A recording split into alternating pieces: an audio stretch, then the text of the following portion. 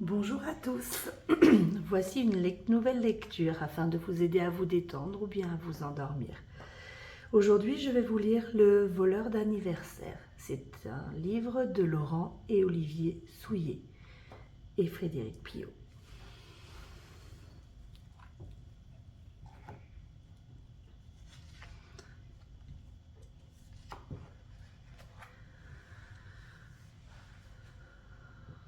Dans une sombre et vaste grotte vivait un monstre, laid et repoussant, prénommé Victor.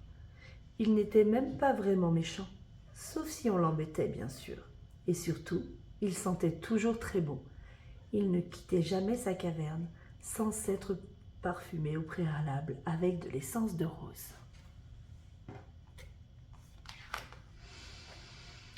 Mais ce qui différenciait le plus Victor de tous les autres monstres, c'est qu'il avait un étrange pouvoir, celui de voler les anniversaires. Pourquoi? Il n'en savait rien. Ce qui était sûr, c'est qu'il adorait ça.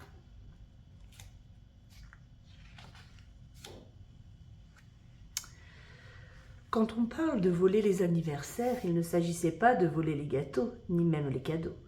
Ça, n'importe quel monstre aurait pu le faire.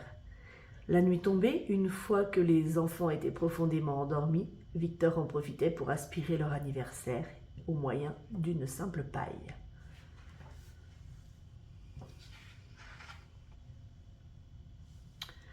À partir de cette funeste nuit, les enfants n'avaient donc plus d'anniversaire. Leurs familles, leurs amis, leurs maîtresses, et eux aussi d'ailleurs, oubliaient complètement de célébrer cette merveilleuse journée. Fini les grandes fêtes avec les copains, les bonbons, les gâteaux, les cotillons et les cadeaux. Mais il y avait pire encore. Les enfants ne grandissaient plus. Ils étaient condamnés à avoir toujours le même âge, à ne jamais devenir adultes.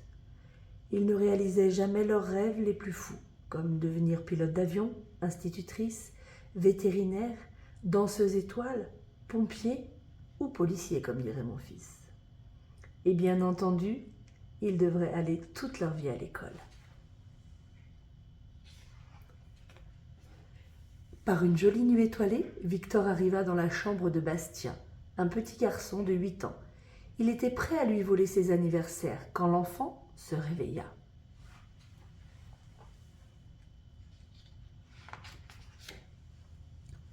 Bastien, qui n'avait peur de rien, demanda au monstre: « Qu'est-ce que tu fais dans ma chambre, monsieur le monstre ?»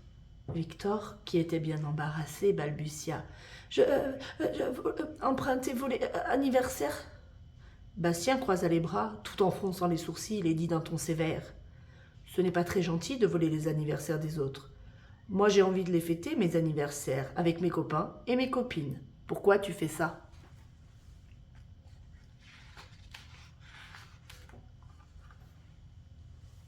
Victor s'assit sur le lit de Bastien et commença à réfléchir. Longtemps, très longtemps. Au bout d'une heure, il n'avait toujours pas répondu.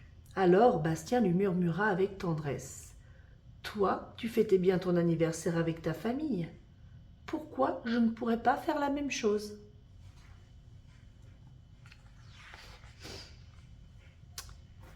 Victor se souvint brutalement que ses parents, qui étaient des monstres méchants, même si on ne les embêtait pas, n'avaient jamais voulu fêter son anniversaire, et il se mit à pleurer à chaudes larmes. Bastien lui donna un mouchoir et lui demanda pourquoi il pleurait. Tout en reniflant, le monstre lui expliqua.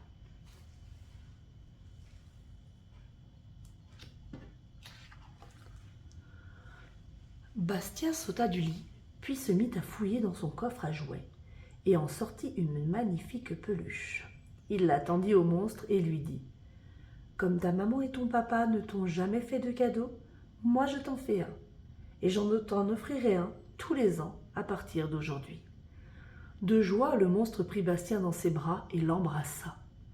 Bastien fut bien surpris de voir que le monstre sentait la rose.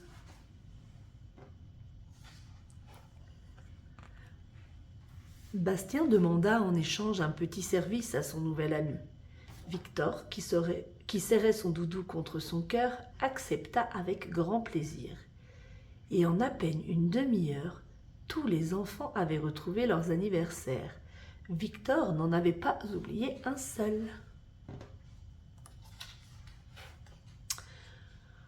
Tous les enfants avaient grandi d'un coup. Cela provoqua hélas un grand bazar. Il fallut beaucoup de patience et d'énergie pour que tous ces nouveaux adultes se comportent comme il convenait en société. Mais tout finit par rentrer dans l'ordre, ou presque. Les années ont passé, Bastien est maintenant le papa de 2 adorables fillettes, Mathilde et Morgane. Victor n'oublie jamais la date de leurs anniversaires. Pas pour les voler bien sûr, mais pour les fêter. Il a tenu sa promesse. Bastien aussi d'ailleurs.